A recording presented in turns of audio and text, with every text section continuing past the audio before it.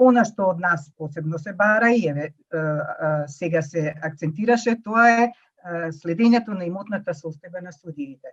Да бидеме начисто, нели ние немаме надлежност да ја следиме имотната состојба само на судиите, туку судиите се од корпусот на носителите на јавните функции, кои што за кои што имаме надлежност да ја спроведуваме оваа надлежност.